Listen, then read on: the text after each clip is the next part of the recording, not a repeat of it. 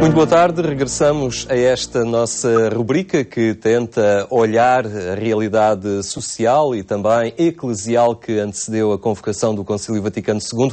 Desta vez contamos com a presença entre nós do Padre Jesus Ramos, é professor de História da Igreja e diretor também do Instituto Superior de Estudos Teológicos de Coimbra, também diretor do Correio de Coimbra.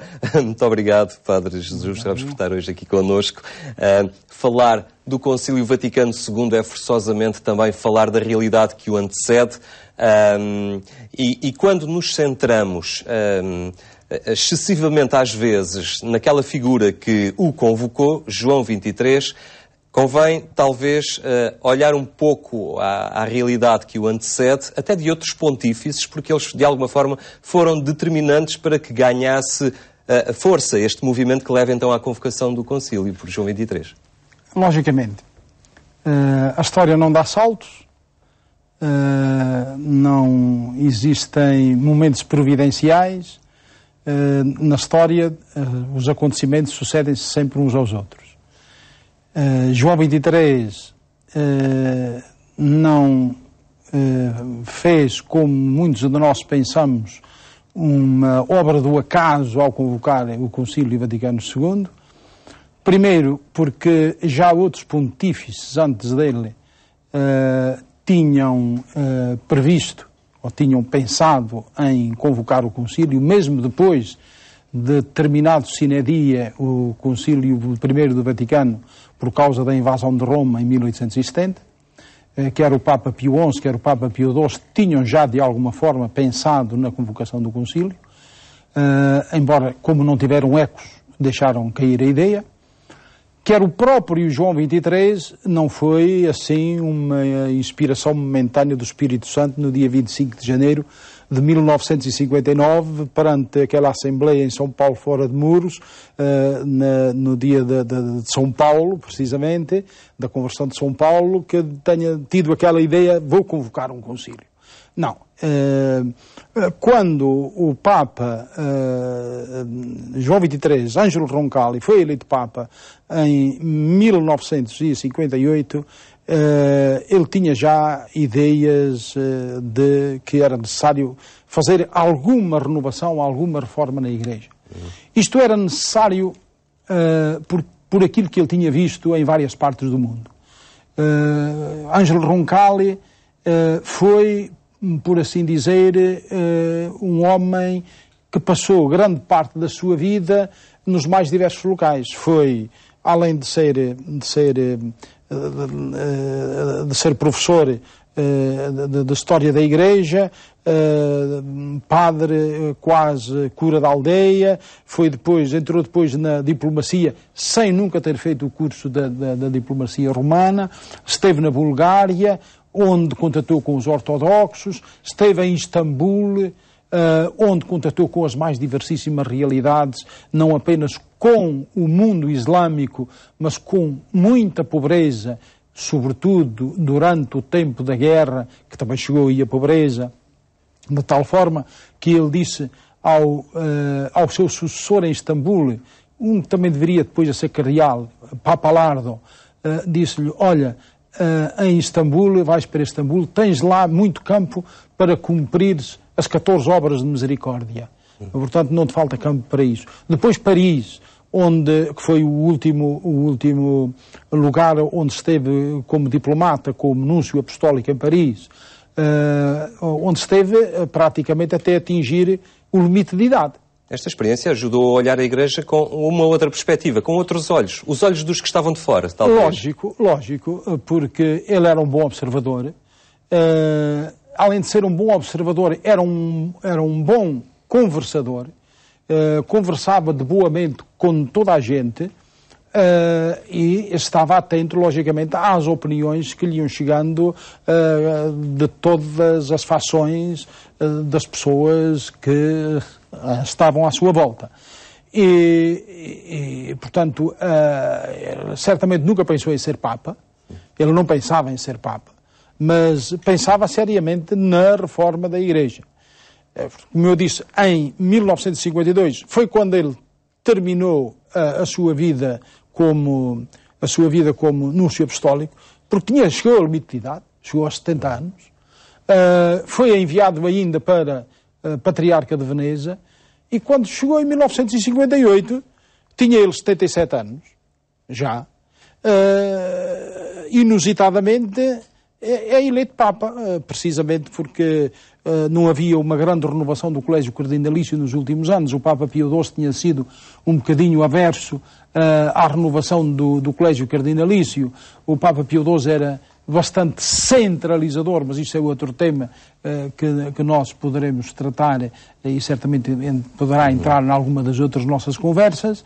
E foi aquele homem bom, a que muitos chamavam de bonacheirão, que foi eleito Papa, que aceitou, e que teve imediatamente gestos proféticos. Ele, ao convocar o concílio, de alguma forma, ele nasce de uma sua intuição, mas é também o traduzir ou o dar expressão, agora com a sua autoridade de Papa da Igreja, de um movimento que já se fazia sentir em diversos setores, da liturgia, dos estudos da Bíblia, não é? Há um movimento que ganha corpo. Sim. Aliás, mal seria da Igreja se não quisesse permanente renovação. Infelizmente, houve momentos de estagnação na Igreja. Não de estagnação total, mas houve momentos em que esta renovação se não fez ao ritmo que deveria ser feita. Nomeadamente, no século XIX, até à chegada de Leão XIII, sobretudo os dois últimos pontificados antes de Leão XIII, Gregório XVI e Pio IX, foram momentos de alguma forma de estagnação. Depois o Papa Leão XIII abriu algumas fronteiras, nomeadamente na questão social, na questão do entendimento da liberdade, escreveu uma encíclica muito importante sobre a liberdade, na renovação da própria vida espiritual, com a sua faceta mariana. Portanto, depois vem o Papa Pio X, que torna a ser um momento em que nós digamos, em que há as duas faces da moeda. Por um lado, há a renovação de alguns setores que o Papa Sarto, o Papa Pio X, queria ser feito, porque ele tinha sido pároco, ele sabia muito de questões pastorais e queria, de facto, ver algumas... Mas a renovação dos catecismos, o famoso catecismo de São Pio X. A renovação do catecismo, as questões a renovação da liturgia das horas, o começo da codificação do direito canónico, o Código de Direito Canónico nasce nessa altura. Portanto, o Papa Sarto, por um lado, é um Papa que quer alterações, que quer avançar. Noutros campos, sobretudo no campo doutrinal, no campo teológico, é um Papa que desconfia do progresso. É a época de regresso a Pio IX, é a época do antimodernismo, a época da condenação de tudo aquilo que seja a Igreja se pôr em diálogo com o mundo moderno, com o mundo contemporâneo, com as novas ideias, com aquela cultura, com aquele tempo em que se vive. É depois João XXIII que acaba por dar expressão, a oficializar ou traduzir depois na convocação do concílio este dinamismo que já se experimentava com a renovação litúrgica, os movimentos da Escola Bíblica de Jerusalém, que já vêm ganhando e passando à prática esta perspectiva da Igreja ser inovadora e ler as coisas num outro prisma. Lógico, por isso a esta época de João XXIII, ele próprio dá o nome, ele diz que quer um adjornamento, quer pôr a Igreja em dia. É necessário. Houve muito tempo em que nós estivemos de costas viradas para a cultura, para o mundo, para o homem. Ora, a Igreja só tem sentido se existir para o homem de cada tempo. E nós não podemos evangelizar hoje os homens do século XVI. Não podemos hoje evangelizar os homens do século XIX. Hoje temos que evangelizar os homens do século XXI. João XXIII pensou nisso também.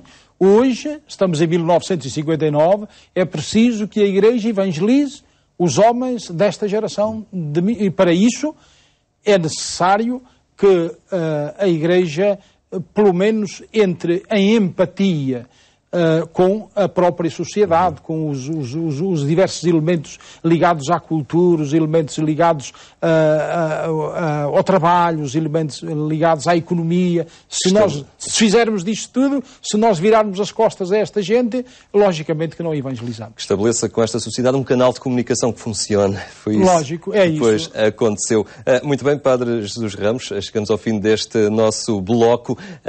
Obrigado por ter estado connosco e nos ter ajudado a compreender estes tempos que antecedem o Concílio e que são fundamentais para o compreender tudo o que virá depois. Com certeza, sempre às ordens. Fica então o final desta nossa rubrica. Nós voltaremos ao seu contacto de hoje a 8 dias.